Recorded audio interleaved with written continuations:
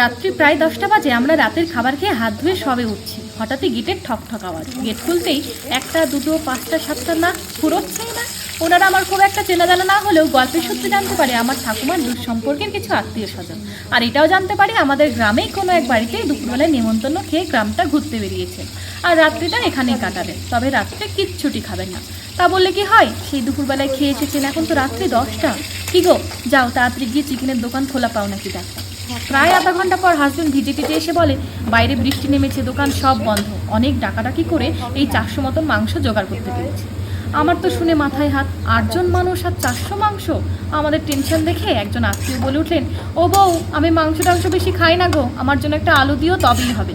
কেউ আবার বললেন আমার জন্য একটা রসুন দিলেই হবে। এভাবেই আলু রসুন চিকেনের পাতলা ঝোল বানিয়ে এতগুলো মানুষকে খেতে দিলাম। যদিও আমি চেখেও দেখিনি, তবে ওনাদের কথা শুনে মনে হলো মাংসটা নাকি হেব্বি হয়েছিল।